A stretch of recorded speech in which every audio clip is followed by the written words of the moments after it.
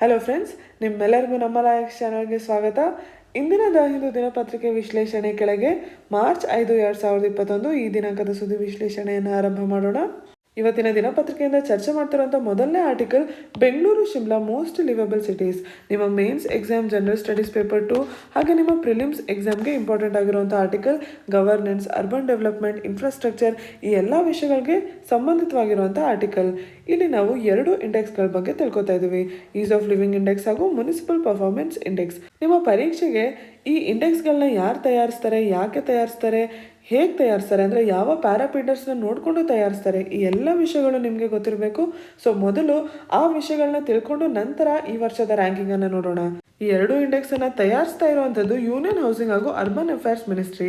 ಈ ಸಚಿವಾಲಯ ಯಾಕೆ ಈ ಇಂಡೆಕ್ಸ್ಗಳನ್ನ ತಯಾರು ಮಾಡ್ತಾ ಇದೆ? ನಮ್ಮ ದೇಶದಲ್ಲಿ ಇರುವಂಥ 14 ಮಿಲಿಯನ್ ಪ್ಲಸ್ ಸಿಟೀಸ್ ಹಾಗೂ 100 ಸ್ಮಾರ್ಟ್ ಸಿಟೀಸ್, ಈ ನಗರಗಳಲ್ಲಿ ಜೀವನದ ಗುಣಮಟ್ಟ ಹೇಗಿದೆ ಅಂತ ತಿಳ್ಕೊಳ್ಳೋದಕ್ಕೆ ಇಂಡೆಕ್ಸ್ಗಳನ್ನ ತಯಾರು ಮಾಡುತ್ತೆ. ಮೊದಲಿಗೆ ನಾವು ಈಸ್ ಆಫ್ ಲಿವಿಂಗ್ ಇಂಡೆಕ್ಸ್ ಬಗ್ಗೆ ತಿಳ್ಕೊಳ್ಳೋಣ.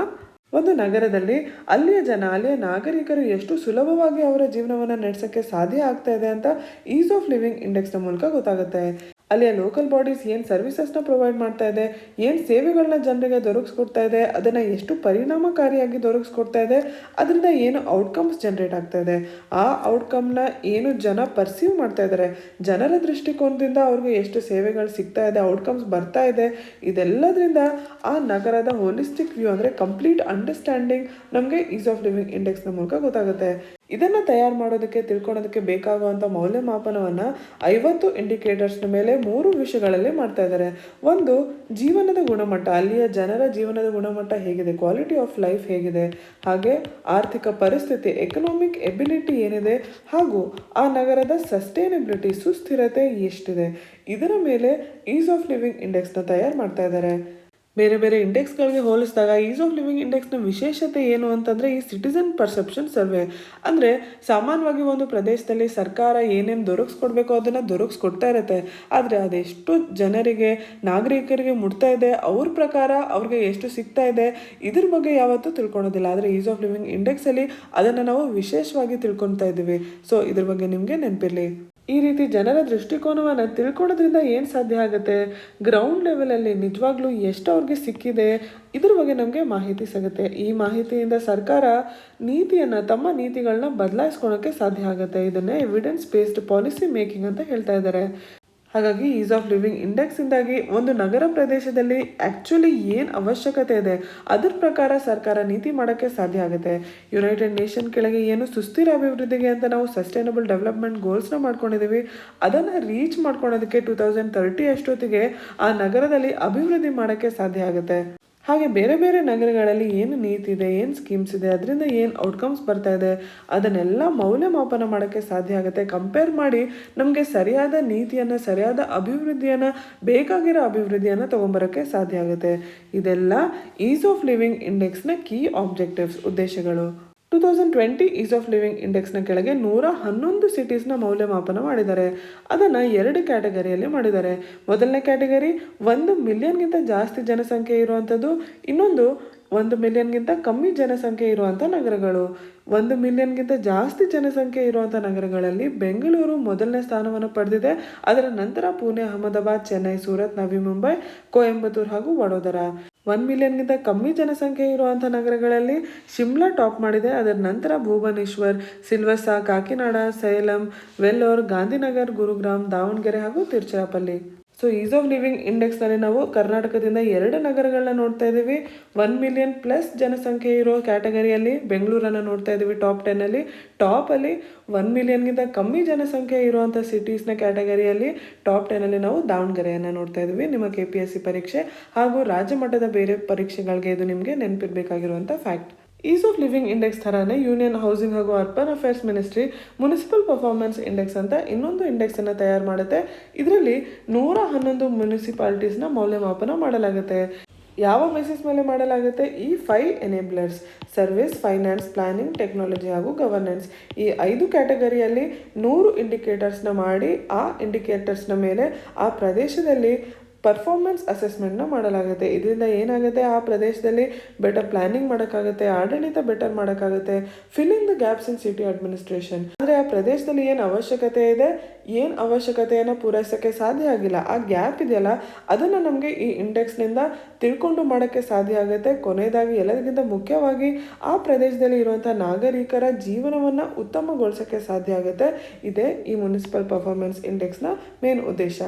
ಈ ಇಂಡೆಕ್ಸ್ ಒಳಗೆ 1 ಮಿಲಿಯನ್ಗಿಂತ ಜಾಸ್ತಿ ಜನಸಂಖ್ಯೆ ಇರುವಂಥ ಮುನ್ಸಿಪಾಲ್ಟೀಸಲ್ಲಿ ಮೊದಲ ರ್ಯಾಂಕ್ ಪಡೆದಿರುವಂಥದ್ದು ನ್ಯೂ ಡೆಲ್ಲಿ ಮುನ್ಸಿಪಲ್ ಕೌನ್ಸಿಲ್. ಹಾಗೆ 1 ಮಿಲಿಯನ್ಗಿಂತ ಕಮ್ಮಿ ಜನಸಂಖ್ಯೆಯಲ್ಲಿ ಮೊದಲ ರ್ಯಾಂಕಿಂಗ್ ಪಡೆದಿರುವಂಥದ್ದು ಇಂಡೋರ್. ನಿಮಗೆ ನೆನಪಿರಬೇಕಾಗಿರುವಂಥ ಫ್ಯಾಕ್ಚುಯಲ್ ಡೀಟೇಲ್ಸ್. ನಿಮ್ಮ ಪರೀಕ್ಷೆಗೆ ತುಂಬ ಮುಖ್ಯವಾಗಿರುವಂಥ ಆರ್ಟಿಕಲ್ 2 ಇಂಡೆಕ್ಸ್ಗಳು. 2 ಇಂಡೆಕ್ಸ್ಗಳಲ್ಲಿ 2 ಕ್ಯಾಟಗರಿ ಇದೆ. ಈಸ್ ಆಫ್ ಲಿವಿಂಗ್ ಇಂಡೆಕ್ಸ್ ಕೆಳಗೆ ಮೊದಲ ರ್ಯಾಂಕಿಂಗ್ ಪಡೆದಿರುವಂಥ 2 ಸಿಟೀಸ್ ಬೆಂಗಳೂರು ಹಾಗೂ ಶಿಮ್ಲಾ. ಮುನ್ಸಿಪಲ್ ಪರ್ಫಾರ್ಮೆನ್ಸ್ ಇಂಡೆಕ್ಸ್ ಕೆಳಗೆ ರ್ಯಾಂಕಿಂಗ್ ಪಡೆದಿರುವಂಥ 2 ಸಿಟೀಸ್ ಯಾವುದು, ಇಂಡೋರ್ ಹಾಗೂ ನ್ಯೂ ಡೆಲ್ಲಿ. ನಿಮ್ಮ KPSC ಹಾಗೂ ರಾಜ್ಯ ಮಟ್ಟದ ಪರೀಕ್ಷೆಗಳಿಗೆ ನಿಮಗೆ ಬೆಂಗಳೂರು ಬಗ್ಗೆ ಇನ್ನೊಂದು ವಿಶೇಷವಾದ ಫ್ಯಾಕ್ಟ್ ಗೊತ್ತಿರಬೇಕು. 2018ನ ಈಸ್ ಆಫ್ ಲಿವಿಂಗ್ ಇಂಡೆಕ್ಸ್ನ ಕೆಳಗೆ ಬೆಂಗಳೂರು 58ನೇ ಪೊಸಿಷನನ್ನು ಪಡ್ಕೊಂಡಿತ್ತು. ಆದರೆ ಈ 2020ಯ ಈಸ್ ಆಫ್ ಲಿವಿಂಗ್ ಇಂಡೆಕ್ಸ್ ರಿಪೋರ್ಟಲ್ಲಿ ಇದು ಮೊದಲನೇ ಪೊಸಿಷನ್ ತಲುಪಿದೆ. ಸೊ ಇದು ತುಂಬಾ ದೊಡ್ಡ ಜಂಪ್ ಆಯಿತು. ಸೊ ವಿಶೇಷವಾಗಿ ನೀವು ನೆನ್ಪಿಟ್ಕೋಬೇಕಾಗಿರುವಂಥದ್ದು. ಎರಡನೇ ಪಾಯಿಂಟ್ ಏನಂತಂದರೆ, ಈಸ್ ಆಫ್ ಲಿವಿಂಗ್ ಇಂಡೆಕ್ಸಲ್ಲಿ ಮೊದಲನೇ ರ್ಯಾಂಕ್ ಪಡೆದಿರುವಂಥ ಬೆಂಗಳೂರು ಮುನ್ಸಿಪಲ್ ಪರ್ಫಾರ್ಮೆನ್ಸ್ ಇಂಡೆಕ್ಸ್ ಕೆಳಗೆ ಲಾರ್ಜ್ ಸಿಟೀಸ್, ಒಟ್ಟಾರೆ 51 ಲಾರ್ಜ್ ಸಿಟೀಸಲ್ಲಿ ನಾವು ಮೌಲ್ಯಮಾಪನ ಮಾಡಿ ನೋಡಿದಾಗ 31ನೇ ರ್ಯಾಂಕನ್ನು ಪಡ್ಕೊಳುತ್ತೆ. ಸೊ ಒಂದು ಕಡೆ ಮೊದಲನೇ ರ್ಯಾಂಕ್ ಪಡೆದ್ರೆ ಇನ್ನೊಂದು ಕಡೆ 51ರಲ್ಲಿ 31ನೇ ರ್ಯಾಂಕನ್ನು ಪಡೆದಿದೆ. India wants Chabahar port on key corridor. ಈ article general studies paper 2 international relations ಕೆಳಗೆ ಬರುತ್ತೆ. ಚಹಬಾರ್ ಪೋರ್ಟ್ ಬಗ್ಗೆ ನಾವು ಇದಕ್ಕಿಂತ ಮುಂಚೆ ಕೂಡ ತುಂಬ ಚರ್ಚೆ ಮಾಡಿದ್ದೀವಿ. ಚಹಬಾರ್ ಪೋರ್ಟ್ ಎಲ್ಲಿ ಬರುತ್ತೆ, ಇರಾನಲ್ಲಿ ಬರುತ್ತೆ. ಭಾರತಕ್ಕೆ ಜಿಯೋ ಸ್ಟ್ರಾಟಜಿಕಲಿ ತುಂಬ ಮುಖ್ಯವಾಗಿರುವಂಥ ಜಾಗ ಇದು. ಯಾಕೆ ಚಹಬಾರ್ ಪೋರ್ಟ್ ಮುಖ್ಯ ನಮಗೆ? ಚೈನಾ ಪ್ರೆಸೆನ್ಸ್ ಏನು ಈ ಪ್ರದೇಶದಲ್ಲಿ ಪಾಕಿಸ್ತಾನಲ್ಲಿ ಗ್ವಾದಾರ್ ಪೋರ್ಟ್ನ ಮೂಲಕ ಇದೆ, ಅದನ್ನು ಕೌಂಟರ್ ಮಾಡೋದಕ್ಕೆ ನಮಗೆ ಮುಖ್ಯ ಆಗುತ್ತೆ. ನಮಗೆ ಪಾಕಿಸ್ತಾನ ಮೂಲಕ ಏನು ಅಫ್ಘಾನಿಸ್ತಾನ ತಲುಪಬೇಕು ಅನ್ನೋ ಒಂದು ಸಮಸ್ಯೆ ಇದೆ. ಆ ಸಮಸ್ಯೆಗೆ ಪರಿಹಾರವಾಗಿ ನಮಗೆ ಚಹಬಾರ್ ಪೋರ್ಟ್ ಮೂಲಕ ನಾವು ಇರಾನ್ನ ಮೂಲಕ ಅಫ್ಘಾನಿಸ್ತಾನ ತಲುಪಬಹುದು. ಹಾಗೆ ಸೆಂಟ್ರಲ್ ಏಷ್ಯಾ ಜೊತೆ ಇನ್ನೂ ಸಂಬಂಧಗಳನ್ನ ಬಲಪಡಿಸ್ಕೊಳ್ಳೋದಕ್ಕೆ ನಮಗೆ ಚಹಬಾರ್ ಪೋರ್ಟ್ ಮುಖ್ಯ ಆಗುತ್ತೆ. ಅರೇಬಿಯನ್ ಸಿಯಲ್ಲಿ ಭಾರತದ ಪ್ರೆಸೆನ್ಸ್ಗೆ ಚಹಬಾರ್ ಪೋರ್ಟ್ ಮುಖ್ಯ ಆಗುತ್ತೆ. ಹಾಗೆ ಭಾರತ ಹಾಗೂ ಇರಾನ್ನ ಸಂಬಂಧ ಕೂಡ ಒಂದು ರೀತಿಯಲ್ಲಿ ಚಹಬಾರ್ ಪೋರ್ಟ್ ಮೇಲೇ ಕೇಂದ್ರೀಕರಿಸಿದೆ ಅಂತ ಕೂಡ ನಾವು ಹೇಳ್ಬೋದು. ಈ ಚಹಬಾರ್ ಪೋರ್ಟನ್ನು ನಾವು international north south transport corridor ಒಳಗೆ ಅಳವಡಿಸೋದ್ರ ಬಗ್ಗೆ ಇಲ್ಲಿ ಚರ್ಚೆ ಮಾಡ್ತಾ ಇದ್ದೀವಿ. ಈ international north south transport corridor Bharat ಹಾಗೂ ರಷ್ಯಾ ಮಧ್ಯ ಟ್ರೇಡ್ ಜಾಸ್ತಿ ಮಾಡ್ಕೊಳ್ಳೋದಕ್ಕೆ ಇರುವಂಥ ಒಂದು ಟ್ರಾನ್ಸ್ಪೋರ್ಟ್ ಕಾರಿಡಾರ್. ಇದು 7200 ಕಿಲೋಮೀಟರ್ ಅಷ್ಟು ಉದ್ದ ಇದೆ. ಇದು ಒಂದು multi model network. Multi mode ಅಂತ ಅಂದರೆ ಒಂದು ರೀತಿಗಿಂತ ಜಾಸ್ತಿ, ಅಂದರೆ ರೋಡ್ವೇಸ್, ಶಿಪ್ವೇಸ್, ರೈಲ್ವೇಸ್, ಹೀಗೆ ಬೇರೆ ಬೇರೆ ಮೋಡ್ಗಳನ್ನ ಉಪಯೋಗಿಸಿ ಈ ನೆಟ್ವರ್ಕ್ ಇರುವಂಥದ್ದು. ಈ ನಾರ್ತ್ ಸೌತ್ ಟ್ರಾನ್ಸ್ಪೋರ್ಟ್ ಕಾರಿಡಾರ್ಗಿಂತ ಮುಂಚೆ ಭಾರತ ರಷ್ಯಾವನ್ನು ರೀಚ್ ಮಾಡಬೇಕು ಅಂತಂದರೆ ಈ ಸೂಯಸ್ ಕೆನಲ್ನ ಮೂಲಕ ಈ ರೂಟ್ನಲ್ಲೇ ಹೋಗಬೇಕಾಗ್ತಾ ಇತ್ತು. ಇದು ತುಂಬ ಲಾಂಗ್ ರೂಟ್ ಆಗಿರೋದ್ರಿಂದ ಜಾಸ್ತಿ ಸಮಯ ತಗೋತಾ ಇತ್ತು ಹಾಗೂ ಜಾಸ್ತಿ ಖರ್ಚು ಕೂಡ ಆಗ್ತಾ ಇತ್ತು. ಹಾಗಾಗಿ ನಾರ್ತ್ ಸೌತ್ ಟ್ರಾನ್ಸ್ಪೋರ್ಟ್ ಕಾರಿಡಾರ್ನ ಕೆಳಗೆ ಭಾರತದಲ್ಲಿರುವಂಥ ಮುಂಬೈ, ಇರಾನ್ನಲ್ಲಿರುವಂಥ ಬಂದರ್ ಅಬ್ಬಾಸ್, ಅಜರ್ಬೈಜಾನ್ನಲ್ಲಿರುವಂಥ ಬಾಕು, ರಷ್ಯಾದಲ್ಲಿರುವಂಥ ಅಸ್ಟ್ರಖಾನ್, ಮಾಸ್ಕೋ, ಸೇಂಟ್ ಪೀಟರ್ಸ್ಬರ್ಗ್, ಈ ಎಲ್ಲ ಜಾಗಗಳನ್ನ ಕನೆಕ್ಟ್ ಮಾಡಲಾಗಿದೆ. ಈ ಇಂಟರ್ನ್ಯಾಷನಲ್ ನಾರ್ತ್ ಸೌತ್ ಟ್ರಾನ್ಸ್ಪೋರ್ಟ್ ಕಾರಿಡಾರ್ನ ಅಗ್ರಿಮೆಂಟ್ 2002 ಸೈನ್ ಆಗಿತ್ತು. ಇದರ ಫೌಂಡಿಂಗ್ ಮೆಂಬರ್ಸ್ ಆಗಿರುವಂಥದ್ದು ಇಂಡಿಯಾ, ಇರಾನ್ ಹಾಗೂ ರಷ್ಯಾ. ಇವತ್ತು ಒಟ್ಟಾರೆ 13 ಮೆಂಬರ್ ಸ್ಟೇಟ್ಸ್ INSTC ಪ್ರಾಜೆಕ್ಟ್ ಕೆಳಗೆ ಇದ್ದಾವೆ. ಇಂಡಿಯಾ, ಇರಾನ್, ರಷ್ಯಾ ಬಿಟ್ಟು Azerbaijan, Armenia, Kazakhstan, Belarus, Tajikistan, Kyrgyzstan, Oman, Turkey, Syria, Ukraine ಇವೆಲ್ಲವೂ ಕೂಡ ಇವತ್ತು ಮೆಂಬರ್ ಸ್ಟೇಟ್ಸ್ ಆಗಿದ್ದಾವೆ. ಬಲ್ಗೇರಿಯಾ ಇದರಲ್ಲಿ ಅಬ್ಸರ್ವರ್ ಸ್ಟೇಟಸ್ನ ಪಡ್ಕೊಂಡಿದೆ. ಈಗ international north south transport corridor ಕೆಳಗೆ ಇರಾನಲ್ಲಿ ಇರುವಂಥ ಚಹಬಾರ್ ಪೋರ್ಟ್ನ ಇನ್ಕ್ಲೂಡ್ ಮಾಡುವಂತೆ ಇಂಡಿಯಾ ಪ್ರಪೋಸ್ ಮಾಡ್ತಾ ಇದೆ. ಈಗಾಗಲೇ ಇರಾನ್ನ ಬಂದರ್ ಅಬ್ಬಾಸ್ ಪೋರ್ಟ್ ಈ ನಾರ್ತ್ ಸೌತ್ ಟ್ರಾನ್ಸ್ಪೋರ್ಟ್ ಕಾರಿಡಾರ್ ಒಳಗೆ ಇದೆ. ಚಹಬಾರ್ ಪೋರ್ಟ್ನ ಕೂಡ ಇನ್ಕ್ಲೂಡ್ ಮಾಡುವಂತೆ ಭಾರತ ಪ್ರಪೋಸ್ ಮಾಡ್ತಾ ಇದೆ. ಅದರ ಜೊತೆಗೆ ಕಾಬೂಲ್ ಅಫ್ಘಾನಿಸ್ತಾನಲ್ಲಿರುವಂಥದ್ದು ಹಾಗೂ ಉಜ್ಬೇಕಿಸ್ತಾನಲ್ಲಿರುವಂಥ ತಾಷ್ಕೆಂಟ್, ಈ 2 ಜಾಗಗಳನ್ನ ಲ್ಯಾಂಡ್ ಥ್ರೂ ಕನೆಕ್ಟ್ ಮಾಡಿ ಈ ಇಂಟರ್ನ್ಯಾಷನಲ್ ನಾರ್ತ್ ಸೌತ್ ಟ್ರಾನ್ಸ್ಪೋರ್ಟ್ ಕಾರಿಡಾರ್ಗೆ ಈಸ್ಟರ್ನ್ ರೂಟ್ ಒಂದನ್ನು ಅಳವಡಿಸಬೇಕು ಅಂತ ಕೂಡ ಭಾರತ ಪ್ರಪೋಸ್ ಮಾಡ್ತಾ ಇದೆ. ಅಂದರೆ ಇದ್ರ ಮೂಲಕ ಭಾರತ ಅಫ್ಘಾನಿಸ್ತಾನ್ ಹಾಗೂ ಉಜ್ಬೇಕಿಸ್ತಾನ್ನ ಕೂಡ ಇಂಟರ್ನ್ಯಾಷನಲ್ ನಾರ್ತ್ ಸೌತ್ ಟ್ರಾನ್ಸ್ಪೋರ್ಟ್ ಕಾರಿಡಾರ್ನ ಒಳಗೆ ಸೇರಿಸ್ಕೊಳ್ಳುವಂತ ಪ್ರಪೋಸ್ ಮಾಡ್ತಾ ಇದೆ. ಸೊ ನಿಮ್ಮ ಪ್ರಿಲಿಮ್ಸ್ ಎಕ್ಸಾಮ್ಗೆ INSTC ಬಗ್ಗೆ ಇರುವಂಥ ಎಲ್ಲ ಫ್ಯಾಕ್ಚುಯಲ್ ಡೀಟೇಲ್ಸ್ ಗೊತ್ತಿರಬೇಕು. ಎಷ್ಟು ಉದ್ದ ಇದೆ, ಯಾವ ರೀತಿ ನೆಟ್ವರ್ಕ್ ಆಗಿದೆ, ಭಾರತ, ರಷ್ಯಾ, ಇರಾನ್ ಈ ಜಾಗಗಳಲ್ಲಿ ಯಾವ ಯಾವ ಪೋರ್ಟ್ಸ್ನ ಕನೆಕ್ಟ್ ಮಾಡ್ತಾ ಇದ್ದಾರೆ, ಯಾರ್ಯಾರು ಇದಕ್ಕೆ ಮೆಂಬರ್ ನೇಷನ್ಸ್ ಇದ್ದಾರೆ, ಜೊತೆಗೆ ಈಗ ಯಾವುದು ಆ್ಯಡ್ ಮಾಡಬೇಕು ಅಂತ ಭಾರತ ಪ್ರಪೋಸ್ ಮಾಡ್ತಾ ಇದೆ. ಹಾಗೆ ಚಹಬಾರ್ ಪೋರ್ಟ್ನ ಇದರಲ್ಲಿ ಇನ್ಕ್ಲೂಡ್ ಮಾಡೋದ್ರಿಂದ ಏನು ಎಫೆಕ್ಟ್ ಇರುತ್ತೆ, ಏನಿದರ ಪ್ರಾಮುಖ್ಯತೆ ಇದೆ ಅನ್ನೋದು ಕೂಡ ನಿಮ್ಮ ಮೇನ್ಸ್ ಎಕ್ಸಾಮ್ಗೆ ಇಂಪಾರ್ಟೆಂಟ್ ಆಗುತ್ತೆ. ಮುಂದೆ ಚರ್ಚೆ ಮಾಡ್ತಿರೋಂಥ ಆರ್ಟಿಕಲ್ ಕೂಡ ಜನರಲ್ ಸ್ಟಡೀಸ್ ಪೇಪರ್ 2 ಗವರ್ನೆನ್ಸ್ ಕೆಳಗೆ ಡಿಜಿಟಲ್ ಕಂಟೆಂಟನ್ನು ನಾವು ನಿಯಂತ್ರಣ ಮಾಡೋದ್ರ ಬಗ್ಗೆ ಸರ್ಕಾರ ಏನು ಹೊಸ ಗೈಡ್ಲೈನ್ಸ್ನ ತೊಗೊಂಬಂದಿತ್ತು ಅದ್ರ ಬಗ್ಗೆ ಚರ್ಚೆ ಮಾಡ್ತಾ ಇದ್ದೀವಿ. OTT platforms will not have to register centre. OTT ಅಂತಂದರೆ ಓವರ್ ದ ಟಾಪ್. ನಾವು ಅಮೆಝಾನ್, ನೆಟ್ಫ್ಲಿಕ್ಸ್, ಹಾಟ್ಸ್ಟಾರ್ ಇವುಗಳನ್ನ OTT ಪ್ಲಾಟ್ಫಾರ್ಮ್ಸ್ ಅಂತ ಕರಿತೀವಿ. ಕಳೆದ ವಾರ ಫೆಬ್ರವರಿ 25 ಸರ್ಕಾರ information technology intermediary guidelines digital media ethics code rules 2021 ಅಂತ ಹೊಸ ಒಂದು ರೂಲ್ಸ್ನ ತೊಗೊಂಬಂದಿತ್ತು OTT ಪ್ಲಾಟ್ಫಾರ್ಮ್ಸ್ಗೆ ಅಂತಾನೆ. ಈ ಗೈಡ್ಲೈನ್ಸ್ನ ಬಗ್ಗೆ ನಿಮಗೆ 2 ಅಂಶಗಳು ಗೊತ್ತಿರಬೇಕು. ಒಂದು, OTT ಪ್ಲಾಟ್ಫಾರ್ಮ್ಸ್ಗಳು ಅವರ ಪ್ಲಾಟ್ಫಾರ್ಮ್ ಮೇಲೆ ಏನೇ ಕಂಟೆಂಟ್ ಇರುತ್ತೆ ಅದನ್ನು ತಾವೇ ಸೆಲ್ಫ್ ಕ್ಲಾಸಿಫೈ ಮಾಡುವಂಥದ್ದು. ಅಂದರೆ ಯಾವ ವಯಸ್ಸಿನವರು ಅದನ್ನು ನೋಡಬಹುದು ಆ ಕಂಟೆಂಟ್ನ ಅಂತ ಅವರೇ ವಿಂಗಡಣೆ ಮಾಡಬೇಕಾಗತ್ತೆ. ಯೂನಿವರ್ಸಲ್ ಅಂದರೆ ಎಲ್ಲರೂ ನೋಡುವಂಥದ್ದು. U/A ಅಂತ ಅಂದರೆ 7+ 7 ವರ್ಷಕ್ಕಿಂತ ಜಾಸ್ತಿ ಇರೋರು ನೋಡುವಂಥದ್ದು, 13 ವರ್ಷಕ್ಕಿಂತ ಜಾಸ್ತಿ ಇರೋರು ನೋಡುವಂಥದ್ದು, 16 ವರ್ಷಕ್ಕಿಂತ ಜಾಸ್ತಿ ನೋಡುವಂಥದ್ದು ಹಾಗೂ ಕೇವಲ ಅಡಲ್ಟ್ಸ್ ನೋಡೋವಂಥ ಒಂದು ಕ್ಯಾಟಗರಿಯನ್ನು ಮಾಡಿಬಿಟ್ಟು ಪ್ಲ್ಯಾಟ್ಫಾರ್ಮ್ಸನ್ನೇ ಕ್ಲಾಸಿಫೈ ಮಾಡಬೇಕು ಅಂತ ಈ ಹೊಸ ಗೈಡ್ಲೈನ್ಸ್ ಹೇಳುತ್ತೆ. ಯಾವ ಕಂಟೆಂಟ್ 13 ವರ್ಷಕ್ಕಿಂತ ಜಾಸ್ತಿ ವಯಸ್ಸಿನವ್ರು ಮಾತ್ರ ನೋಡಬೇಕು ಅಂತ ಇರುತ್ತೆ ಅದರೊಳಗೆ ಪ್ಲ್ಯಾಟ್ಫಾರ್ಮ್ಗಳು ಪೇರೆಂಟಲ್ ಲಾಕ್ಸ್ನ ಇಂಪ್ಲಿಮೆಂಟ್ ಮಾಡಬೇಕಾಗತ್ತೆ. ಹಾಗೆ ಕೇವಲ ಅಡಲ್ಟ್ಸ್ ಮಾತ್ರ ನೋಡಬಹುದು ಅನ್ನೋದಕ್ಕೆ ವೆರಿಫಿಕೇಷನ್ ಅಂದರೆ ನೋಡ್ತಾ ಇರೋರು ಅಡಲ್ಟಾ ಅಲ್ವಾ ಅಂತ ಒಂದು ವೆರಿಫಿಕೇಷನ್ ಮೆಕ್ಯಾನಿಸಮ್ ಕೂಡ ಸರಿಯಾಗಿ ತೊಗೊಂಬರ್ಬೇಕು ಅಂತ ಹೇಳುತ್ತೆ. ಸೊ ಇದು ಮೊದಲನೇ ವಿಷಯ ಗೈಡ್ಲೈನ್ಸ್ನ ಕೆಳಗೆ. ಎರಡನೇ ವಿಷಯ ಏನು ಅಂತಂದರೆ ಯಾವ್ದಾದ್ರು ಒಂದು ಕಂಪ್ಲೇಂಟ್ ಇದ್ದಲ್ಲಿ ಅದು ಯಾವ ರೀತಿ ನಾವು OTT ಪ್ಲಾಟ್ಫಾರ್ಮ್ಸ್ಗೆ ರೀಚ್ ಮಾಡಿಸ್ಬೇಕು ಅನ್ನೋದಕ್ಕೆ 3 ಟೈರ್ ಗ್ರೀವೆನ್ಸ್ ರಿಡ್ರೆಸಲ್ ಮೆಕ್ಯಾನಿಸಮ್ ಒಂದನ್ನು ತೊಗೊಂಬರ್ಬೇಕು ಅಂತ ಗೈಡ್ಲೈನ್ಸ್ ಹೇಳಿತ್ತು. ಈ ಗ್ರೀವೆನ್ಸ್ ರಿಡ್ರೆಸಲ್ ಮೆಕ್ಯಾನಿಸಮ್ 3 ಹಂತದ್ದು. ಮೊದಲನೇ ಹಂತದಲ್ಲಿ ಗ್ರೀವೆನ್ಸ್ ಸೆಲ್ ಅಂದರೆ OTT ಪ್ಲಾಟ್ಫಾರ್ಮ್ ಒಳಗೇನೆ ಗ್ರೀವೆನ್ಸ್ ಸೆಲ್ನ ಮಾಡುವಂಥದ್ದು. ಎರಡನೇ ಹಂತದಲ್ಲಿ OTT ಪ್ಲಾಟ್ಫಾರ್ಮ್ಗಳೆಲ್ಲ ಸೇರಿ ಒಂದು ಸೆಲ್ಫ್ ರೆಗ್ಯುಲೇಟರಿ ಬಾಡಿಯನ್ನು ಮಾಡುವಂಥದ್ದು. ಮೂರನೇ ಹಂತದಲ್ಲಿ ಸರ್ಕಾರ ಇನ್ವಾಲ್ವ್ ಆಗುತ್ತೆ. ಇಂಟರ್ ಮಿನಿಸ್ಟೀರಿಯಲ್ ಪ್ಯಾನೆಲ್ ಒಂದನ್ನು ತಯಾರು ಮಾಡಬೇಕು. ಈ 3 ಹಂತಗಳಲ್ಲಿ ಗ್ರೀವೆನ್ಸ್ ರಿಡ್ರೆಸಲ್ ಮೆಕ್ಯಾನಿಸಮ್ ನಡಿಬೇಕು ಅಂತ ಈ ಹೊಸ ಗೈಡ್ಲೈನ್ಸ್ ಹೇಳಿತ್ತು. ಇವತ್ತಿನ ಆರ್ಟಿಕಲಲ್ಲಿ ಏನು ನೋಡ್ತಾ ಇದ್ದೀವಿ ಇದ್ರ ಬಗ್ಗೆನೇ ಇನ್ನಷ್ಟು ಸ್ಪಷ್ಟತೆಯನ್ನು ನೋಡ್ತಾ ಇದ್ದೀವಿ. ಗ್ರೀವೆನ್ಸ್ ರಿಡ್ರೆಸಲ್ ಮೆಕ್ಯಾನಿಸಮ್ನ ಎರಡನೇ ಹಂತದಲ್ಲಿ ಇರುವಂಥ ಈ ಸೆಲ್ಫ್ ರೆಗ್ಯುಲೇಟರಿ ಬಾಡಿ ಒಳಗೆ ಯಾರೂ ಸರ್ಕಾರದ ರೆಪ್ರೆಸೆಂಟೇಟಿವ್ ಇರೋದಿಲ್ಲ ಅಂತ ಸರ್ಕಾರ ಸ್ಪಷ್ಟತೆಯನ್ನು ನೀಡ್ತಾ ಇದೆ. OTT ಪ್ಲ್ಯಾಟ್ಫಾರ್ಮ್ನಲ್ಲಿ ಯಾವುದು ಸೆನ್ಸರ್ಶಿಪ್ ಸರ್ಕಾರದ ಕಡೆಯಿಂದ ಆಗಬಾರ್ದು ಅಂತ ಅಂದರೆ ಈ ರೀತಿ ಸೆಲ್ಫ್ ಕ್ಲಾಸಿಫಿಕೇಷನ್ನ ಅವಶ್ಯಕತೆ ಇದೆ ಅಂತ ಹೇಳ್ತಾ ಇದೆ. ಹಾಗೆಯೇ ಈ OTT ಪ್ಲಾಟ್ಫಾರ್ಮ್ಗಳು ಸರ್ಕಾರದ ಹತ್ರ ಯಾವುದೇ ರೀತಿಯ ರಿಜಿಸ್ಟ್ರೇಷನ್ ಮಾಡ್ಕೊಳೋ ಅಂಥ ಅವಶ್ಯಕತೆ ಇಲ್ಲ ಅಂತ ಸರ್ಕಾರ ಇನ್ನಷ್ಟು ಸ್ಪಷ್ಟತೆಯನ್ನು ನೀಡ್ತಾ ಇದೆ. ಸೊ ಈ ಹೊಸ ಗೈಡ್ಲೈನ್ಸ್ನ ಕೆಳಗೆ ಏನು ಪ್ರತಿಯೊಂದು ಪ್ರಾವಿಷನ್ ಇರುತ್ತೆ ಇದು ನಿಮಗೆ ತುಂಬ ಕ್ಲಾರಿಟಿಯಿಂದ ಗೊತ್ತಿರಬೇಕು. ಯಾಕೆಂದರೆ ಸಣ್ಣ ಸಣ್ಣ ಫ್ಯಾಕ್ಚುಯಲ್ ಡೀಟೇಲ್ಸಲ್ಲಿ ನಿಮ್ಮ ಪ್ರಿಲಿಮ್ಸಲ್ಲಿ ಕನ್ಫ್ಯೂಷನ್ ಆಗೋದು ಸಹಜ. ಸೊ ಎಲ್ಲದನ್ನು ಕ್ಲಾರಿಟಿಯಿಂದ ಅರ್ಥ ಮಾಡಿಕೊಂಡು ನೆನ್ಪಿಟ್ಕೊಳಕ್ಕೆ ಪ್ರಯತ್ನ ಮಾಡಿ. With Biden India May need A new template. ಈ ಆರ್ಟಿಕಲ್ ಒಳಗೆ ಭಾರತ ಹಾಗೂ USA ಸಂಬಂಧಗಳು ಹೇಗೆ ಮುಂದುವರಿಬಹುದು ಅನ್ನೋದ್ರ ಬಗ್ಗೆ ವಿಶ್ಲೇಷಣೆಯನ್ನು ನೀಡ್ತಾ ಇದ್ದಾರೆ. ಈ ಸಂಬಂಧದಲ್ಲಿ ಅಂದರೆ ಭಾರತ ಹಾಗೂ USA ಸಂಬಂಧದಲ್ಲಿ ಭಾರತೀಯರು ಅಂದರೆ ಭಾರತದ ಮೂಲದ ಜನರೇನಿದ್ದಾರೆ USA ಒಳಗೆ ಅವರ ಪ್ರಾಮುಖ್ಯತೆ ಎಷ್ಟಿದೆ ಅನ್ನೋದ್ರ ಬಗ್ಗೆ ಚರ್ಚೆ ಮಾಡ್ತಾ ಇದ್ದಾರೆ. ಐತಿಹಾಸಿಕವಾಗಿ ನೋಡೋದಾದರೆ ಭಾರತ ಹಾಗೂ USA ಮಧ್ಯೆ ಈಗ ಹೇಗೆ ಸಂಬಂಧಗಳಿದೆ ಅದೇ ರೀತಿ ಮುಂಚೆಯಿಂದನೂ ಇರಲಿಲ್ಲ. ಎಸ್ಪೆಷಲಿ ಕೋಲ್ಡ್ ವಾರ್ ಇರೋದಲ್ಲಿ. ಕೋಲ್ಡ್ ವಾರ್ ಅಂತ ಅಂದರೆ ಸೆಕೆಂಡ್ ವರ್ಲ್ಡ್ ವಾರ್ ಆದಮೇಲೆ USA ಹಾಗೂ ರಷ್ಯಾ 2 ಗುಂಪುಗಳಾಗಿ ಒಂದು ಶೀತ ಸಮರ ನಡೆಸಿದ್ವಲ್ಲ ಆ ಸಮಯದಲ್ಲಿ USA ಹಾಗೂ ಭಾರತದ ಸಂಬಂಧಗಳು ಚೆನ್ನಾಗಿರಲಿಲ್ಲ. ಭಾರತ ನಾನ್ ಅಲೈನ್ಡ್ ಮೂಮೆಂಟ್ನ ಚೂಸ್ ಮಾಡ್ತು. ಅಂದರೆ ಈ 2 ಗ್ರೂಪ್ಗಳಿಗೆ ಸೇರಲಿಲ್ಲ. ಅದೇ ಪಾಕಿಸ್ತಾನ್ USAಯನ್ನು ಸೇರಿತು. ಹಾಗಾಗಿ ಭಾರತ ಹಾಗೂ USA ಸಂಬಂಧಗಳು ಚೆನ್ನಾಗಿರಲಿಲ್ಲ. ಆದರೆ ಕೋಲ್ಡ್ ವಾರ್ ಮುಗಿದ ನಂತರ 1991ನಲ್ಲಿ ಯಾವಾಗ LPG ನಾವೇನು ಲಿಬ್ರಲೈಸೇಷನ್, ಪ್ರೈವೇಟೈಸೇಷನ್, ಗ್ಲೋಬಲೈಸೇಷನ್ ಅಂತ ಹೇಳ್ತೀವಿ, ಈ ಜಾಗತೀಕರಣದ ನಂತರ ಅಂತಾರಾಷ್ಟ್ರೀಯ ಮಟ್ಟದಲ್ಲೇ ಒಂದು ರೀತಿ ಏನು ಎಕನಾಮಿಕ್ ರಿಲೇಷನ್ಸ್ ಇದೆ ಆರ್ಥಿಕ ಸಂಬಂಧಗಳಿಗೆ ಜಾಸ್ತಿ ಒತ್ತು ಕೊಡೋಕ್ಕೆ ಆರಂಭ ಮಾಡಿದರು. ಹಾಗಾಗಿ ಜಾಗತೀಕರಣದ ನಂತರ ಭಾರತ ಹಾಗೂ USA ಸಂಬಂಧಗಳು ಕೂಡ ಒಳ್ಳೆಯ ರೀತಿಯಲ್ಲಿ ಬೆಳವಣಿಗೆ ಆಗೋಕ್ಕೆ ಆರಂಭ ಆಯಿತು. ಇದರ ನಂತರ 2008ರಲ್ಲಿ ಸಿವಿಲ್ ನ್ಯೂಕ್ಲಿಯರ್ ಡೀಲ್ನ ಕೂಡ ಭಾರತ ಹಾಗೂ USA ಸೈನ್ ಮಾಡ್ತವೆ. ಇದು USA ಹಾಗೂ ಭಾರತದ ಸಂಬಂಧದ ಒಂದು ಪೀಕ್ ಪಾಯಿಂಟ್ ಅಂತಲೇ ಹೇಳ್ಬೋದು.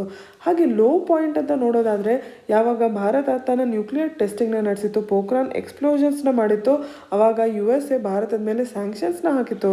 ಸೊ ಇದು ಲೋ ಪಾಯಿಂಟ್ ಅಂತ ಹೇಳ್ಬೋದು ಭಾರತ ಹಾಗೂ USA ಸಂಬಂಧದಲ್ಲಿ. ಈ ಲೋ ಪಾಯಿಂಟಿಂದ ಪೀಕ್ ಪಾಯಿಂಟ್ಗೆ ಬರೋ ತನಕ ಭಾರತದ ಸಂಬಂಧಗಳಲ್ಲಿ ಅದನ್ನು ಬಲಪಡಿಸೋದ್ರಲ್ಲಿ ಅಲ್ಲಿಯ ಭಾರತೀಯ ಮೂಲದವ್ರು ಏನಿದ್ದಾರೆ ಅವರ ಭಾಗ, ಅವರ ರೋಲ್ ಏನಿದೆ ಅದು ತುಂಬ ಮುಖ್ಯವಾಗಿರುವಂಥ ಒಂದು ರೋಲ್ ಅಂತ ಇಲ್ಲಿ ಹೇಳ್ತಾ ಇದ್ದಾರೆ. ಇಂದು ಭಾರತೀಯ ಮೂಲದ ವೈಸ್ ಪ್ರೆಸಿಡೆಂಟ್ ಅಮೆರಿಕಾದಲ್ಲಿದ್ದಾರೆ. ಹಾಗೆ ಅಮೆರಿಕಾದ ಕಾಂಗ್ರೆಸ್ ಅಂದರೆ ಅಲ್ಲಿಯ ಪಾರ್ಲಿಮೆಂಟಲ್ಲೂ ಕೂಡ ತುಂಬ ಒಳ್ಳೆಯ ಅಧಿಕಾರದ ಸ್ಥಾನಗಳಲ್ಲಿ ಭಾರತೀಯ ಮೂಲದವರು ಇದ್ದಾರೆ. ಹಾಗಾಗಿ ಇಂಡಿಯನ್ ಅಮೆರಿಕನ್ಸ್ನ ಕಾಂಟ್ರಿಬ್ಯೂಷನ್ USA ರಾಜಕೀಯದ ಮೇಲೆ, ಆರ್ಥಿಕ ವ್ಯವಸ್ಥೆ ಮೇಲೆ, ಹಾಗೆ ಅಲ್ಲಿಯ ಸಮಾಜದ ಮೇಲೆ ತುಂಬಾ ಜಾಸ್ತಿ ಇದೆ. ಇವತ್ತು ಅಮೆರಿಕದಲ್ಲಿ 4 ಮಿಲಿಯನ್ಗಿಂತ ಜಾಸ್ತಿ ಭಾರತೀಯರಿದ್ದಾರೆ. USA ಅಲ್ಲಿ ಸೆಕೆಂಡ್ ಲಾರ್ಜೆಸ್ಟ್ ಇಮಿಗ್ರೆಂಟ್ ಕಮ್ಯುನಿಟಿಯಾಗಿ ಇಂಡಿಯನ್ ಅಮೆರಿಕನ್ಸ್ ಇದ್ದಾರೆ. ಸೊ ಈ ಇಂಡಿಯನ್ ಅಮೆರಿಕನ್ಸ್ USA ರಾಜಕೀಯದ ಮೇಲೆ ಕೂಡ ಪ್ರಭಾವ ಬೀರ್ತಾರೆ. ಹಾಗೆ ಅವರು ಭಾರತದಲ್ಲಿ ಏನು ನಡೀತಿದೆ ಅದ್ರ ಬಗ್ಗೆ ಏನು ಅಭಿಪ್ರಾಯ ಇಟ್ಕೊಂಡಿರ್ತಾರೆ ಅದು USA ಹಾಗೂ ಭಾರತದ ಸಂಬಂಧದ ಮೇಲೆ ಕೂಡ ಪ್ರಭಾವ ಬೀರುತ್ತೆ. ಈಗ ಯಾಕೆ ಇದು ಇಷ್ಟು ಚರ್ಚೆಗೆ ಬರ್ತಾ ಇದೆ? ಫಾರ್ಮರ್ಸ್ ಪ್ರೊಟೆಸ್ಟ್ ವೇಳೆಯಲ್ಲಿ ಏನು ಪ್ರೊಟೆಸ್ಟ್ನ ಮಧ್ಯದಲ್ಲಿ ಸರ್ಕಾರ ಇಂಟರ್ನೆಟ್ ಶಟ್ ಡೌನ್ ಮಾಡ್ತು, ಅದರಿಂದಾಗಿ ಪ್ರಜಾಪ್ರಭುತ್ವಕ್ಕೆ ಹಾನಿ ಆಗಿದೆ ಅನ್ನೋದು ಇಂಟರ್ನ್ಯಾಷನಲ್ ಅಟೆನ್ಷನ್ನ ಪಡ್ಕೋತು. ಸೊ USA ಕೂಡ ಒಂದು ಅಟೆನ್ಷನ್ ಸಿಕ್ತು. ಒಂದು ಕಡೆ ಭಾರತೀಯರಿಗೆ ಮುಖ್ಯವಾಗಿರುವಂಥ racial justice, black lives matter ಬಗ್ಗೆ USA ಅಲ್ಲಿ ಸೋಷಿಯಲ್ ಮೀಡಿಯಾದಲ್ಲಿ ಚರ್ಚೆ ನಡೀತಾ ಇದ್ರೆ, ಇನ್ನೊಂದು ಕಡೆ ಫಾರ್ಮರ್ಸ್ ಪ್ರೊಟೆಸ್ಟ್ನ ವಿಷಯವಾಗಿ ಅದರ ವಿರುದ್ಧವಾಗಿ ಕೂಡ ಒಂದು ಟೀಕೆ ನಡೀತಾ ಇತ್ತು, ಕ್ರಿಟಿಸಿಸಮ್ ಚರ್ಚೆ ನಡೀತಾ ಇತ್ತು. ಇಂದಿನ ಪರಿಸ್ಥಿತಿ ಹೇಗಿದೆ ಅಂತಂದರೆ, USA ಅಲ್ಲಿ ಭಾರತೀಯ ಮೂಲದವರು ಏನಿದ್ದಾರೆ ಇಂಡಿಯನ್ ಅಮೆರಿಕನ್ಸ್, ಭಾರತದಲ್ಲಿ ಏನು ನಡೀತಿದೆ ಅನ್ನೋದ್ರ ಬಗ್ಗೆ ಏನು ಅಭಿಪ್ರಾಯ ಇಟ್ಕೊಂಡಿದ್ದಾರೆ ಅದು ಅಮೆರಿಕದ ರಾಜಕೀಯದ ಮೇಲೆ ಕೂಡ ಪರಿಣಾಮ ಬೀಳುತ್ತೆ, ಭಾರತ ಹಾಗೂ USA ಸಂಬಂಧದ ಮೇಲೆ ಕೂಡ ಪರಿಣಾಮ ಬೀಳುತ್ತೆ. ಅಕ್ಟೋಬರ್ 2019 ಯಾವಾಗ ಭಾರತ ಹಾಗೂ USA ಮಧ್ಯ 2+2 ಮೀಟಿಂಗ್ ನಡೀತು. 2+2 ಅಂತಂದರೆ ಭಾರತ ಹಾಗೂ USA ಫಾರಿನ್ ಮಿನಿಸ್ಟರ್ ಹಾಗೂ ಡಿಫೆನ್ಸ್ ಮಿನಿಸ್ಟರ್ ಮೀಟ್ ಮಾಡುವಂಥದ್ದು. ಈ ಮೀಟಿಂಗ್ ಒಳಗೆ India US parliamentary exchange for formal and reciprocal visits by parliamentarians ಇದನ್ನು ಎಸ್ಟಾಬ್ಲಿಷ್ ಮಾಡಬೇಕು ಅಂತ ಚರ್ಚೆ ನಡೀತು. ಆದರೆ ಇವತ್ತಿನ ಪರಿಸ್ಥಿತಿಯಲ್ಲಿ ಇದನ್ನು ಕಾರ್ಯರೂಪಕ್ಕೆ ತರೋದು ಅಷ್ಟು ಸುಲಭ ಇಲ್ಲ. ನಾವೀಗ ತಾನೇ ಚರ್ಚೆ ಮಾಡಿದ್ವಿ, ಭಾರತೀಯ ಮೂಲದವರು ಅಲ್ಲಿ ಪಾರ್ಲಿಮೆಂಟಲ್ಲಿ ಇರಬೇಕಾದ್ರೆ ಅವರು ತುಂಬ ಸ್ಟ್ರಾಂಗ್ ಒಪಿನಿಯನ್ಸ್ ಇಟ್ಕೊಂಡಿದ್ದಾರೆ ಅಂತಾದ್ಮೇಲೆ ಅದು ಭಾರತ ಹಾಗೂ USA ಸಂಬಂಧದ ಮೇಲೆ ಪರಿಣಾಮ ಬೀಳುತ್ತೆ. ಸೊ ಇದನ್ನು ಕಾರ್ಯರೂಪಕ್ಕೆ ತರೋದು ಅಷ್ಟು ಸುಲಭ ಅಲ್ಲ ಅಂತ ಇಲ್ಲಿ ಹೇಳ್ತಾ ಇದ್ದಾರೆ. ಹಾಗಾಗಿ ಭಾರತ ಹಾಗೂ USA ಸಂಬಂಧದಲ್ಲಿ ಇಂಡಿಯನ್ ಅಮೆರಿಕನ್ಸ್ ಏನು USA ಅಲ್ಲಿದ್ದಾರೆ ಅವರ ರೋಲ್ ತುಂಬ ಜಾಸ್ತಿ ಇದೆ. ಅದನ್ನು ನಾವು ಗುರುತಿಸಿ ಅದರ ಬಗ್ಗೆ ಯೋಚನೆ ಮಾಡಿ ನಾವು ಈ ಸಂಬಂಧವನ್ನು ಸೂಕ್ಷ್ಮವಾಗಿ ಮುಂದೆ ತೊಗೊಂಡು ಹೋಗಬೇಕು ಅಂತ ಈ ಆರ್ಟಿಕಲಲ್ಲಿ ವಿಶ್ಲೇಷಣೆಯನ್ನು ಮಾಡ್ತಾ ಇದ್ದಾರೆ. ಕ್ಲಿಯರಿಂಗ್ ಎ ಲೋ ಬಾರ್ ಈ ಆರ್ಟಿಕಲ್ ಒಳಗೆ ಇತ್ತೀಚೆಗಷ್ಟೇ ಟೆಲಿಕಮ್ಯುನಿಕೇಷನ್ ಸ್ಪೆಕ್ಟ್ರಮ್ನ ಏನು ಆಕ್ಷನ್ ನಡೀತು ಅದ್ರ ಬಗ್ಗೆ ಚರ್ಚೆ ಮಾಡ್ತಾ ಇದ್ದಾರೆ. ಒಟ್ಟಾರೆ 2308.8 ಮೆಗಾ ಹೆಡ್ಸ್ ಅಷ್ಟು ಸ್ಪೆಕ್ಟ್ರಮ್ನ ಆಕ್ಷನ್ ಮಾಡಲಾಯಿತು. ಅದರಲ್ಲಿ ಯಶಸ್ವಿಯಾಗಿ ಕೇವಲ 855.6 ಮೆಗಾ ಹೆಡ್ಸ್ ಅಷ್ಟು ಸ್ಪೆಕ್ಟ್ರಮ್ ಅಷ್ಟೇ ಬಿಡ್ ಆಗೋಕ್ಕೆ ಸಾಧ್ಯ ಆಯಿತು. ಸೊ ಒಟ್ಟಾರೆ ಬಿಡ್ ಮಾಡಿದ್ರಲ್ಲಿ 37% ಅಷ್ಟೇ ಸಕ್ಸಸ್ಫುಲಿ ಬಿಡ್ ಮಾಡೋಕ್ಕೆ ಸಾಧ್ಯ ಆಯಿತು. ಸ್ಪೆಕ್ಟ್ರಮ್ ಅಂದರೆ ಏನು? ಈಗ ಒಂದು ಮೊಬೈಲಿಂದ ಇನ್ನೊಂದು ಮೊಬೈಲ್ಗೆ ನೀವು ಕಾಲ್ ಮಾಡ್ತೀರಾ ಅಂತ ಅಂದ್ಕೊಳ್ಳಿ. ಕಾಲ್ ಮಾಡ್ತೀರಾ ಅಂತಂದರೆ ಇಲ್ಲಿಂದ ಇಲ್ಲಿಗೆ ಸೌಂಡ್ ಟ್ರಾನ್ಸ್ಮಿಟ್ ಆಗಬೇಕಾಗತ್ತೆ. ಹಾಗೆ ಸೌಂಡ್ ಟ್ರಾನ್ಸ್ಮಿಟ್ ಮಾಡೋದಕ್ಕೆ ಕೆಲವೊಂದು ಫ್ರೀಕ್ವೆನ್ಸಿಯ ಅವಶ್ಯಕತೆ ಇರುತ್ತೆ. ಸೊ ಈ ಫ್ರೀಕ್ವೆನ್ಸಿ ಕೆಲವೊಂದು ಎಲೆಕ್ಟ್ರಾನಿಕ್ ಮ್ಯಾಗ್ನೆಟಿಕ್ ವೇವ್ಸ್ನ ರೇಂಜಲ್ಲಿ ಬರುತ್ತೆ. ಈ ರೇಂಜನ್ನು ಸ್ಪೆಕ್ಟ್ರಮ್ ಅಂತ ಕರೆಯುವಂಥದ್ದು. ಟೆಲಿಕಾಂ ಸರ್ವಿಸ್ ಪ್ರೊವೈಡರ್ಸ್ ಅಂದರೆ ಏರ್ಟೆಲ್, ವೋಡಾಫೋನ್, BSNL ಅವರೆಲ್ಲ ನಮ್ಮ ಫೋನ್ಗಳನ್ನ ಕನೆಕ್ಟ್ ಮಾಡಬೇಕು, ಡೇಟಾ ಟ್ರಾನ್ಸ್ಮಿಷನ್ ಮಾಡಬೇಕು ಅಂತಂದರೆ ಈ ಸ್ಪೆಕ್ಟ್ರಮ್ನ ಅವಶ್ಯಕತೆ ಅವ್ರಿಗೆ ಬೀಳುತ್ತೆ. ಸೊ ಸರ್ಕಾರ ಈ ಎಲೆಕ್ಟ್ರೋಮ್ಯಾಗ್ನೆಟಿಕ್ ವೇವ್ಸ್ನ ರೇಂಜ್ ಏನಿರುತ್ತೆ ಅದನ್ನು ಬಿಡ್ ಮಾಡುತ್ತೆ, ಆಕ್ಷನ್ ಮಾಡುತ್ತೆ. ಅವರು ಅದನ್ನು ಖರೀದಿ ಮಾಡಿ ಉಪಯೋಗಿಸ್ಕೋಬೇಕಾಗತ್ತೆ. ಇಂಥದ್ದೇ ಒಂದು ಆಕ್ಷನ್ ಇತ್ತೀಚೆಗೆ ನಡೆದಿರೋವಂಥದ್ದು, ಅದ್ರ ಬಗ್ಗೆ ಇಲ್ಲಿ ಚರ್ಚೆ ಮಾಡ್ತಾ ಇದ್ದಾರೆ.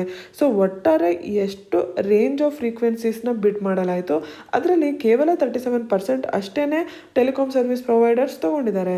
ಹಾಗೆ ನೋಡಿದ್ರೆ COVID-19 ಪ್ಯಾಂಡಮಿಕ್ನಿಂದ ಬಳಲ್ತಾ ಇರುವಂಥ ನಮ್ಮ ಆರ್ಥಿಕ ಪರಿಸ್ಥಿತಿ ಒಳಗೆ ಇದು ಒಳ್ಳೆಯ ಡೆವಲಪ್ಮೆಂಟ್ ಅಂತಲೇ ಹೇಳ್ಬೋದು. ಆದರೆ ಈ ಕಂಪ್ನಿಗಳು, ಟೆಲಿಕಾಂ ಸರ್ವಿಸ್ ಪ್ರೊವೈಡರ್ಸ್ಗಳು ಏನೇನು ಅತಿ ಅವಶ್ಯಕ ಏರ್ವೇವ್ಸ್ ಇದೆ, ಈಗ ಅವರ ನೆಟ್ವರ್ಕನ್ನು ಬಲಪಡಿಸೋದಕ್ಕೆ ಏನು ಅವಶ್ಯಕತೆ ಇದೆ ಅಂಥವನ್ನ ಅಷ್ಟೇ ಈಗ ಖರೀದಿಯನ್ನು ಮಾಡಿದ್ದಾರೆ.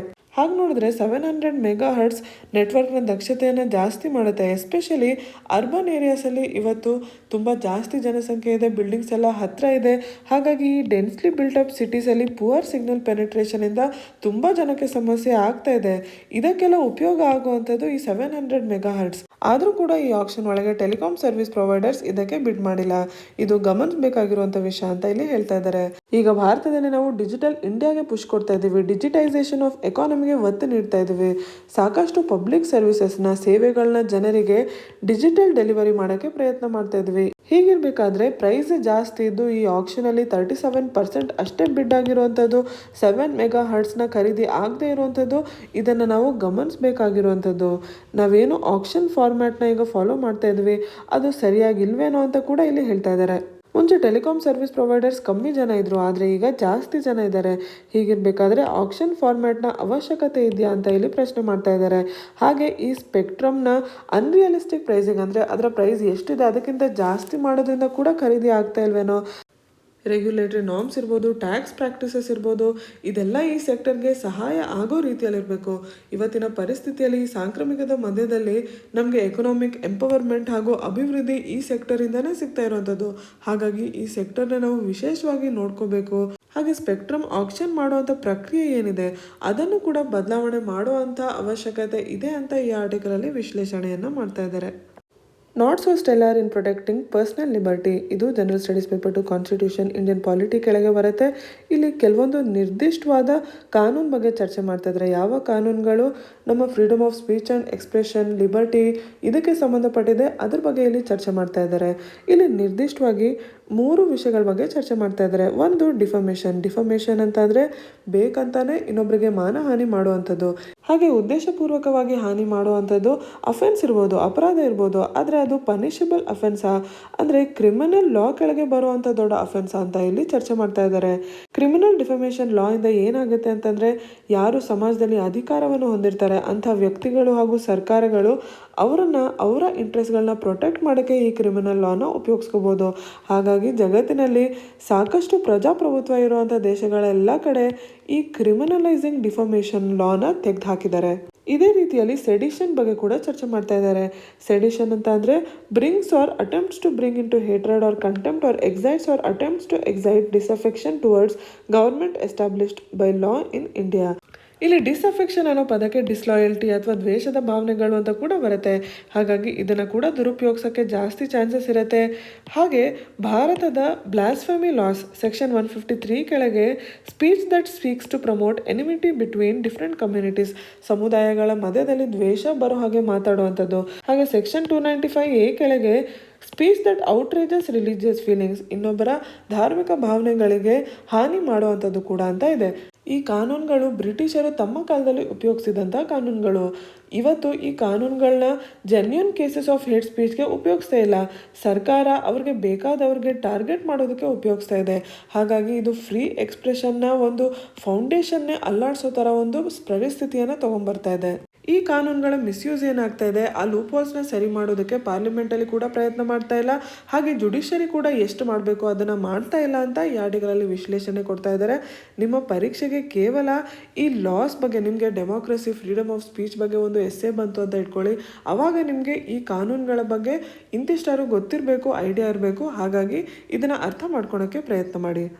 ಎಫಿಕೇಷಿಯಸ್ ಟು, ಈ ಆರ್ಟಿಕಲ್ ಒಳಗೆ ನಾವು ಜನರಲ್ ಸ್ಟಡೀಸ್ ಪೇಪರ್ 2 ಗವರ್ನೆನ್ಸ್ ಕೆಳಗೆ ಕೋವಿಡ್-19ನ ವಿರುದ್ಧ ಇಮ್ಯುನಿಟಿ ಕೊಡೋದಕ್ಕೆ ಇರುವಂಥ ವ್ಯಾಕ್ಸಿನೇಷನ್ಗಳಾದ ಕೋವ್ಯಾಕ್ಸಿನ್, ಕೋವಿಶೀಲ್ಡ್ ಬಗ್ಗೆ ಚರ್ಚೆ ಮಾಡ್ತಾ ಇದ್ದೀವಿ. ಕೋವ್ಯಾಕ್ಸಿನ್ ಅನ್ನೋದು ಭಾರತದಲ್ಲೇ ಇಂಡಿಜಿನಿಯಸ್ಲಿ ಪ್ರೊಡ್ಯೂಸ್ ಆಗಿರುವಂಥ ಭಾರತ್ ಬಯೋಟೆಕ್ ಅನ್ನೋ ಒಂದು ಕಂಪನಿ ತಯಾರಿಸಿರುವಂಥ ಒಂದು ವ್ಯಾಕ್ಸಿನ್. ಕಳೆದ ವರ್ಷ ನವೆಂಬರಲ್ಲಿ ಕೋವ್ಯಾಕ್ಸಿನ್ನ ಫೇಸ್ 3 ಟ್ರಯಲ್ಸ್ ಆರಂಭ ಆಗಿತ್ತು. ಆ ಫೇಸ್ 3 ಟ್ರಯಲ್ನ ಫಸ್ಟ್ ಇಂಟರಿಮ್ ಅನಾಲಿಸಿಸ್ನ ಮಾಹಿತಿ ನಮಗೆ ಬಂದಿದೆ. ಆ ಅನಾಲಿಸಿಸ್ನ ಪ್ರಕಾರ 80.6% ಅಷ್ಟು ವ್ಯಾಕ್ಸಿನ್ ಎಫಿಕಸಿ ಈ ಕೋವ್ಯಾಕ್ಸಿನ್ಗೆ ಇದೆ ಅಂತ ನಮಗೆ ತಿಳಿದು ಬರ್ತದೆ. ವ್ಯಾಕ್ಸಿನ್ ಎಫಿಕಸಿಯನ್ನು ಹೇಗೆ ತಿಳ್ಕೊತಾರೆ, ಕೋವಿಡ್-19 ಕಾಯಿಲೆಯಿಂದ ಸಿಂಪ್ಟಮ್ಸ್ ಇರುವಂಥವ್ರು, ಮೈಲ್ಡ್ ಇರ್ಬೋದು, ಮಾಡ್ರೇಟ್ ಇರ್ಬೋದು, ಸಿವಿಯರ್ ಸಿಂಪ್ಟಮ್ಸ್ ಇರ್ಬೋದು. ಹಾಗೆ ಸಿಂಪ್ಟೊಮ್ಯಾಟಿಕ್ ಕೋವಿಡ್-19 ಡಿಸೀಸ್ ಉಳ್ಳಂಥವರಿಗೆ ಈ ಕೋವ್ಯಾಕ್ಸಿನನ್ನು ಕೊಟ್ಟು ಆ ಕೋವ್ಯಾಕ್ಸಿನ್ನ ಸೆಕೆಂಡ್ ಡೋಸ್ ಕೊಟ್ಟ 2 ವಾರದ ನಂತರ ಅವ್ರ ಮೇಲೆ ಏನು ಪರಿಣಾಮ ಬೀಳತ್ತೆ ಅಂತ ಸ್ಟಡಿ ಮಾಡಲಾಗುತ್ತೆ. ಇದು ಫೇಸ್ 3 ಟ್ರಯಲ್ಸ್. ಈ ಫೇಸ್ 3 ಟ್ರಯಲ್ಸ್ನ ಇಂಟರಿಮ್ ಅನಾಲಿಸಿಸ್ ಈಗ ಬಂದಿರುವಂಥದ್ದು. ಈ ಫೇಸ್ 3 ಟ್ರಯಲ್ಸ್ ಒಳಗೆ 25,800 ಪಾರ್ಟಿಸಿಪೆಂಟ್ಸ್ ಇದ್ರು. ಇದರಲ್ಲಿ ಅರ್ಧ ಜನಕ್ಕೆ ಮಾತ್ರ ಈ ವ್ಯಾಕ್ಸಿನ್ ಸಿಕ್ಕಿರುತ್ತೆ. ಸೊ ಸಿಕ್ಕಿರೋರಿಗೆ, ಸಿಕ್ಕಿಲ್ಲದೆ ಇರೋರಿಗೆ ಕಂಪೇರ್ ಮಾಡಿ ಈ ಸ್ಟಡಿಯನ್ನು ಮಾಡಲಾಗುತ್ತೆ. ಈ ಸ್ಟಡಿ ಪ್ರಕಾರ 80.6% ಅಷ್ಟು ವ್ಯಾಕ್ಸಿನ್ ಎಫಿಕಸಿ ಭಾರತ್ ಬಯೋಟೆಕ್ ತಯಾರಿಸಿರುವಂಥ ಕೋವ್ಯಾಕ್ಸಿನ್ಗೆ ಇದೆ ಅಂತ ಹೇಳ್ತಾ ಇದ್ದಾರೆ. ನಾವು ಬೇರೆ ವ್ಯಾಕ್ಸಿನ್ಗಳಿಗೆ ಹೋಲಿಸೋದಾದರೆ ಈಗ ಕೋವಿಶೀಲ್ಡ್, ಆಸ್ಟ್ರಾಜೆನ್ಕಾ, ಆಕ್ಸ್ಫರ್ಡ್ ಯೂನಿವರ್ಸಿಟಿ ತಯಾರಿಸಿರುವಂಥ ಈ ವ್ಯಾಕ್ಸಿನ್ನ ಎಫಿಕಸಿ 55.1% ಅಂತ ಹೇಳ್ತಾರೆ. ಸೊ ಅದಕ್ಕೆ ಕಂಪೇರ್ ಮಾಡಿದಾಗ ಕೋವ್ಯಾಕ್ಸಿನ್ ಎಫಿಕಸಿ ತುಂಬ ಜಾಸ್ತಿ ಇದೆ. ಹೊಸದಾಗಿ ಏನು ಈ ವೈರಸ್ನ ಮ್ಯೂಟೇಷನ್ಸ್ ಆಗ್ತಾ ಇದೆ, ಅಂದರೆ ಬೇರೆ ಬೇರೆ ವೇರಿಯಂಟ್ಸ್ ಬರ್ತಾ ಇದೆ ಕೋವಿಡ್-19 ಡಿಸೀಸ್ದು, ಅದರ ಮೇಲೆ ಕೂಡ, ಅಂದರೆ ಈಗ ಬ್ರಿಟನಲ್ಲಿ ಏನು ಬಂದಿತ್ತು ಅದರ ವಿರುದ್ಧ ಕೂಡ ಸಕ್ಷಮವಾಗಿ ಈ ಕೋವ್ಯಾಕ್ಸಿನ್ ವರ್ಕ್ ಆಗುತ್ತೆ ಅಂತ ಕೂಡ ನಮ್ಮ ಹತ್ರ ಮಾಹಿತಿ ಇದೆ. ಆದರೆ ಈಗ ನಾವು ಭಾರತದಲ್ಲಿ ಏನು ವ್ಯಾಕ್ಸಿನೇಷನ್ ಕೊಡೋಕ್ಕೆ ಆರಂಭ ಮಾಡಿದ್ದೀವಿ ಅದರಲ್ಲಿ ಕೇವಲ 10% ಅಷ್ಟೇ ನಾವು ಕೋವ್ಯಾಕ್ಸಿನ್ನ ಕೊಡ್ತಾ ಇರೋಂಥದ್ದು. ಆದರೆ ಟೋಟಲ್ ನಂಬರ್ನ ನೋಡಿದಾಗ, ಅಂದರೆ ಟೋಟಲ್ ಪಾಪ್ಯುಲೇಷನಲ್ಲಿ 10% ಆದರೂ ಕೂಡ 1.6 crore ಅಷ್ಟು ಜನಕ್ಕೆ ಕೋವ್ಯಾಕ್ಸಿನ್ ಸಿಗ್ತಾ ಇದೆ. ಇವರಲ್ಲಿ ಯಾರಿಗೆ ಕೋವ್ಯಾಕ್ಸಿನ್ನ ಕೊಡಲಾಗಿದೆ ಅವ್ರ ಮೇಲೆ ಕೂಡ ಯಾವುದೇ ರೀತಿಯ ನೆಗೆಟಿವ್ ಎಫೆಕ್ಟ್ನ ನೋಡಿಲ್ಲ. ಹಾಗಾಗಿ ಕೋವ್ಯಾಕ್ಸಿನ್ ಮೇಲೆ ಈಗ ಏನು ರಿಸ್ಟ್ರಿಕ್ಟೆಡ್ ಎಮರ್ಜೆನ್ಸಿ ಯೂಸ್ ಅಪ್ರೂವಲ್ ಅಷ್ಟೇ ಕೊಟ್ಟಿದ್ದಾರೆ ಭಾರತದಲ್ಲಿ, ಅದನ್ನು ತೆಗೆದು ಹಾಕಬೇಕು. ಕೋವಿಶೀಲ್ಡ್ನ ಈಕ್ವಲೆಂಟ್ ಆಗೇನೆ ಕೋವ್ಯಾಕ್ಸಿನ್ನ ಕೂಡ ನಾವು ಟ್ರೀಟ್ ಮಾಡಬೇಕು. ಮುಂದೆ ಕೋವಿಡ್-19ನ ವೇರಿಯಂಟ್ಸ್ ಬರ್ಬೋದು, ಅವು ಇನ್ನೂ ಡೇಂಜರಸ್ ಇರ್ಬೋದು. ಹಾಗೆ ಅಂತಾರಾಷ್ಟ್ರೀಯ ಮಟ್ಟದಲ್ಲಿ ಬೇರೆ ಕಡೆ ಏನು ನಾವು ಸೆಕೆಂಡ್ ವೇವ್ ನೋಡಿದ್ದೀವಿ, ಅದು ಭಾರತಕ್ಕೆ ಬರೋಕ್ಕಿಂತ ಮುಂಚೆ ನಾವು ವ್ಯಾಕ್ಸಿನೇಷನ್ನ ಮೂಲಕ ನಮ್ಮ ಜನರನ್ನು ಸುರಕ್ಷಿತ ಮಾಡಬೇಕು ಅಂತ ಈ ಆರ್ಟಿಕಲಲ್ಲಿ ಹೇಳ್ತಾ ಇದ್ದಾರೆ. ನಿಮ್ಮ ಪ್ರಿಲಿಮ್ಸ್ ಎಕ್ಸಾಮ್ಗೆ ಈ ಆರ್ಟಿಕಲಿಂದ ನಿಮಗೆ ಕೋವಿಶೀಲ್ಡ್, ಕೋವ್ಯಾಕ್ಸಿನ್ ಬಗ್ಗೆ, ಯಾವ ಕಂಪ್ನಿಗಳು ಇದನ್ನು ಪ್ರೊಡ್ಯೂಸ್ ಮಾಡ್ತಾ ಇದ್ದಾವೆ ಅನ್ನೋದ್ರ ಬಗ್ಗೆ ಗೊತ್ತಿರಬೇಕು. ಹಾಗೆ ಯಾವುದು ಜಾಸ್ತಿ ಫೇಸ್ 3 ಟ್ರಯಲ್ಸಲ್ಲಿ ಎಫೆಕ್ಟಿವ್ ಆಗಿದೆ ಅನ್ನೋದ್ರ ಬಗ್ಗೆ ಅಟ್ಲೀಸ್ಟ್ ಅಂದಾಜು ನಿಮಗೆ ನಂಬರ್ ನಾಲ್ಕು ಇಟ್ಕೊಂಡಿರಬೇಕು.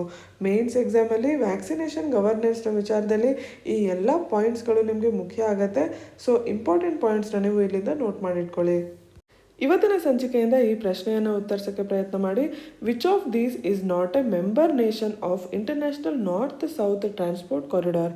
A Iran, B Iraq, C Tajikistan, D Armenia. ಇವತ್ತು ಚರ್ಚೆ ಮಾಡಿದಂಥ ಎಲ್ಲ ಆರ್ಟಿಕಲ್ಸ್ ನಿಮಗೆ ಸ್ಪಷ್ಟವಾಗಿ ತಿಳಿದಿದೆ ಅಂತ ಅಂದ್ಕೊಂಡಿದ್ದೀನಿ. ಏನಾದ್ರು ಡೌಟ್ ಇದ್ದರೆ ಕಮೆಂಟ್ ಸೆಕ್ಷನಲ್ಲಿ ಕೇಳಿ. ಹಾಗೆ ನಿಮ್ಮ ಅನಿಸಿಕೆಗಳನ್ನ ಕೂಡ ಕಮೆಂಟ್ ಸೆಕ್ಷನಲ್ಲಿ ನಮಗೆ ತಿಳಿಸಿ. ಈ ವಿಡಿಯೋಗೆ ಲೈಕ್ ಹಾಗೂ ಕಮೆಂಟ್ ಮಾಡಿ, ನಮ್ಮ ಚಾನಲ್ನ ಸಬ್ಸ್ಕ್ರೈಬ್ ಮಾಡಿ. ಧನ್ಯವಾದಗಳು.